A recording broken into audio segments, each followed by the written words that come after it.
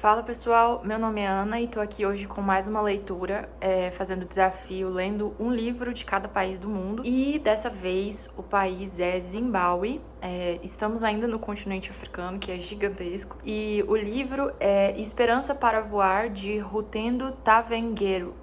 Eu creio que é assim que fala. O título dele em inglês é Hope is Our Only Wing. Eu acabei descobrindo isso só agora preparando material para fazer resenha. E eu gostei muito mais desse Hope is Our Only Wing. Eu tinha escolhido esse livro por estar disponível em uma das bibliotecas públicas aqui do Brasil, que é a Biblion, São Paulo. Na verdade, a maioria dos livros que eu tô fazendo recomendação aqui, eu tô tentando escolher esses de bibliotecas públicas para que a lista final que eu tô montando, né, e disponibilizando, você pode acessar ela aqui na legenda, para que sejam livros democráticos, livros que estão disponíveis pelos próprios autores em portais, bibliotecas, etc, para você pegar emprestado. E eu achei que o título, que é Esperança é a Nossa Única Asa, faz mais sentido do que Esperança para Voar. E aí vocês vão descobrir aqui na resenha por quê. Esse livro é bem recente, diferente dos outros que eu fiz resenha até agora. Ele tem só 89 páginas, é de 2018. E assim, apesar de ser um livro curto, a temática dele é uma história adolescente. Você acompanha a vida da Chamisso, que é uma jovem que acabou de retornar para o Zimbábue. Ela morava, acho que no Reino Unido. E ela acabou de retornar e aí tá mostrando a vida dela na escola e etc. E a princípio parece que é uma leitura adolescente, mas ela trata temas muito sérios. E mais uma vez,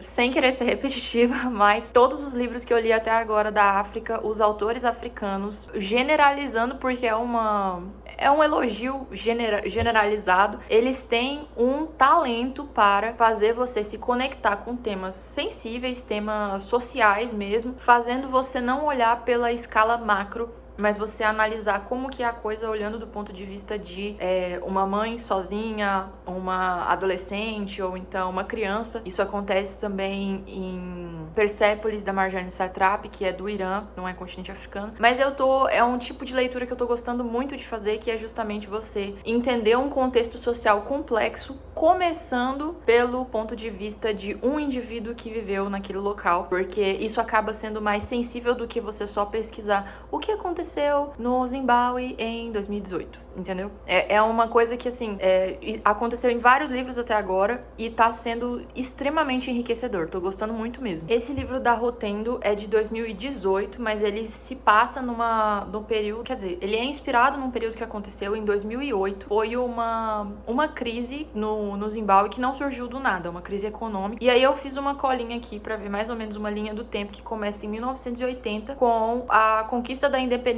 do Reino Unido. É um tema que é bem que surge bastante em todos os livros que eu vi até agora, se você acompanhar as outras resenhas, que muitos dos países da África passaram por uma colonização, aí tem algum grande conflito ali de independência, conquistam a independência, mas não é só você se tornar independente, acaba acontecendo uma série de coisas no meio do caminho. E aqui no caso do Zimbábue, o que aconteceu foi que eles conquistaram essa independência do Reino Unido em 1980, aí assumiu um líder chamado Robert Mugabe, que se tornou primeiro-ministro e mais tarde se tornou presidente, e ele ficou conhecido como um líder revolucionário. Então, de primeira, todo mundo viu ele como um grande herói ali que libertou a nação, tananã. Ele investiu bastante em educação, acesso à saúde, ele teve apoio internacional no mundo todo, mas algumas tensões continuaram no país, dentre elas desigualdade racial, que ainda acontecia vindo do colonialismo, porque tinham pessoas que continuaram morando ali,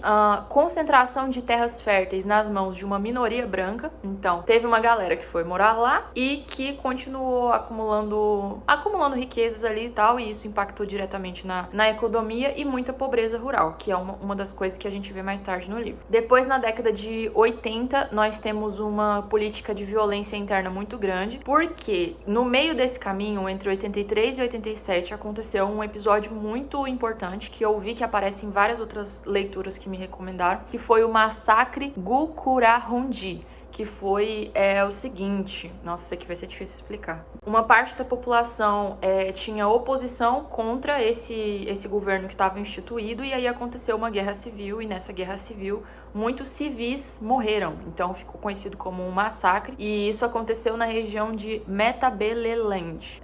E isso acabou marcando bastante a ideia de que, não, agora nós com certeza tá na cara que nós temos um governo que é autoritário e que não pode ter nenhum tipo de oposição. Mais tarde, na década de 90, a economia continua a piorar. A gente já viu aqui que toda vez que tem guerra, isso afeta diretamente no âmbito social e econômico. E teve aumento de desemprego, uma dívida externa, a dívida externa do país aumentou e eu não vou saber explicar aqui o contexto muito econômico, não é a minha área de atuação, mas teve um grande problema econômico com relação ao FMI e o Banco Mundial. Pesquise sobre isso aí. Mas eu acho importante citar isso porque aparece essa economia piorando muito mesmo lá em 2008. Isso aqui é década de 90 e afeta na história do livro que a gente leu. No finalzinho ali em 98 aconteceu também uma guerra contra o Congo, Zimbábue versus Congo ali, que todas as guerras também pioram. Nos anos 2000 aconteceu uma reforma agrária caótica. E esse tema aqui da reforma agrária é importante porque na história a avó da Chamisso, eu vou contar a história, mas a avó da Chamisso cita essa reforma agrária, que ela é contra, é pessoalmente contra. Então eu achei interessante que, assim, o livro,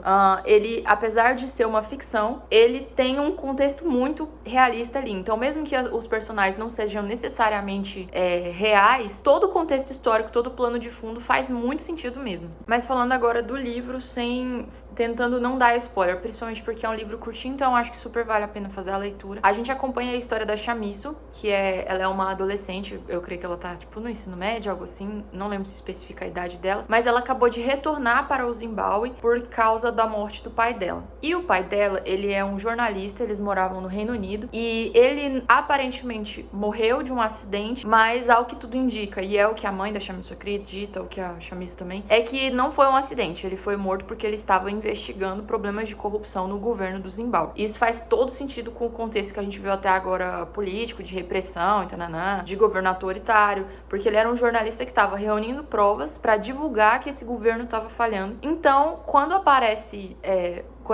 os governantes descobrem, eles fazem com que pareça um acidente e com que o pai da Chamisso morra. A família fica totalmente desolada, eles voltam para Zimbábue, onde tem os parentes, a avó e etc. E aí a Chamisso passa por uma série de situações, que é o preconceito dos amigos, por ela ser estrangeira, as pessoas não conhecem... Estrangeira, sim, por ela ter vindo de um ambiente estrangeiro, né?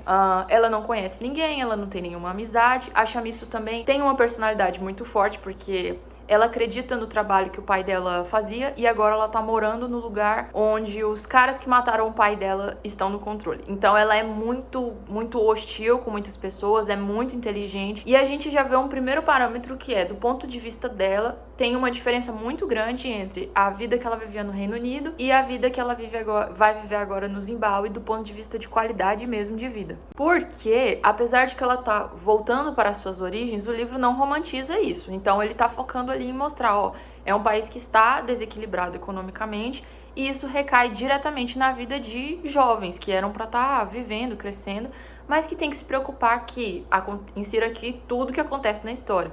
Então, alguns pontos importantes. Ela vai estudar numa escola que é... Meu Deus, esqueci o nome. Aquelas escolas que você fica na escola a vida toda. A mãe dela fica separada dela, a mãe dela acaba tendo que trabalhar lavando roupa. E aí, assim, é uma coisa que eu vi que aparece em muitas histórias, inclusive no Persepolis, da Marjane Satrapi, também aparece, que é você ser um casal que tem ali ensino superior, pós-graduação, e aí, de repente, diante de uma crise política, você precisa trabalhar com um trabalho que é mais braçal, que é mais manual, porque agora o ambiente acadêmico não faz diferença nenhuma. Então agora você tem que trabalhar, você tem toda uma graduação, mas você vai trabalhar como doméstica, como lavando roupa. E isso é um motivo de constrangimento para Chamisso, quando em determinado momento da história ela vai com a mãe dela junto com o emprego. E isso é um dos momentos que mostra esse traço de desigualdade econômica que o país está passando. Aparece também em outros momentos, por exemplo, eles ficando na fila para ir esperando para comprar um alimento que é super comum. Então, eles não comem pão há muito tempo, e aí tem até eles citam o fat cake, que é um bolinho que os mais velhos fazem, ou então procura pão em todos os mercados e não tem só alguma coisa industrializada ali. sobre essa hiperinflação, que é uma coisa que aparece nesse contexto aqui que eu pesquisei. Fala bastante sobre como eles tinham que levar montanhas de dinheiro para conseguir fazer uma compra básica do mês ali, que seria o nosso arroz e feijão. E no meio do caminho, a Chamisso vira amiga de uma menina que eu chamei só de Tânia o livro todinho, mas o nome dela é Taniara Deszawa. Taniara Deszawa. Eu acho que é assim. E aí, a amizade dela com a Chamisso é meio conturbada ali, porque a Chamisso, como eu falei, ela se esquiva muito, mas a Tânia tá passando a própria luta dela, porque apesar dela ser alguém que tem o pai e a mãe e que parecem estar melhores financeiramente do que a Chamisso, a Tânia descobriu um câncer, e aí ela tá vivenciando essa experiência, esse momento ali dela ter um câncer, acho que na garganta, algo assim. Mostra alguns momentos dela no hospital em que, de um dia para o outro, o orçamento que foi repassado para o hospital já aumentou, porque a economia já mudou, a moeda já mudou, alguma coisa assim. E também durante, por exemplo, momentos de internação, sei lá, eles estão lá durante, se tem uma cirurgia importante, e aí, de repente, acaba a energia do hospital. Então, esse tipo de coisa que o livro foi colocando são coisas que, pelo que eu pesquisei, eram comuns acontecer nesse contexto de recessão, de desequilíbrio econômico que o país estava. E isso faz a gente se conectar com os personagens. Porque gera nas personagens que são tão jovens, que era pra estar vivendo o picuinho adolescente, momentos adolescentes ali, elas estão vivendo medo, estão vivendo insegurança. Não insegurança, eu tenho insegurança com o meu corpo, que é muitas vezes os temas que aparecem em livros adolescentes do Ocidente. Ali a insegurança é o que nós vamos comer amanhã, entendeu? A Chamisso acaba se metendo começa a fumar, porque é o único lugar onde ela encontra alívio para lidar com essa insegurança, com o luto do pai. Então, eu achei assim, cara, fantástico. Eu tenho gostado muito desse tipo de leitura, como eu já falei ali no início, não vou me alongar tanto sobre isso, mas que é justamente uma forma de você ver um contexto social que é muito complexo, que vem de uma série de decisões políticas ali que são complexas. Então, o país busca a independência, só que aí logo depois coloca alguém ali no governo que para conquistar a independência funcionou, mas depois para governar vira um líder autoritário. E é um contexto muito, muito específico, não é como se tivessem tanta escolha assim do ponto de vista de estrutura. E isso afeta diretamente as minorias, os mais jovens, os mais velhos, quem tá mais fragilizado, quem tá doente, quem tá grávida.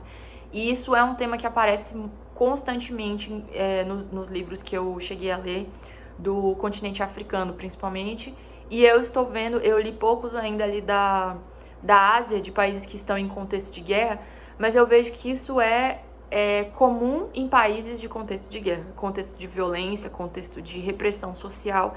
E isso é muito triste. É um tipo de leitura que faz você se conectar muito com a história. Eu nunca mais vou me esquecer que em 2008 a situação econômica do Zimbábue estava uma loucura, porque agora eu conheço a Chamisso, que mesmo sendo uma personagem que é da ficção, ela é real, ela representa garotas reais, e isso tá sendo um grande aprendizado pra mim. E é isso, espero que vocês tenham gostado dessa resenha. Recomendo demais essa leitura, ela é muito curtinha, mas o livro, assim, te pega do início ao fim. Capítulos curtos, então eu acho que vale super a pena você ler. É isso aí. Tchau, tchau.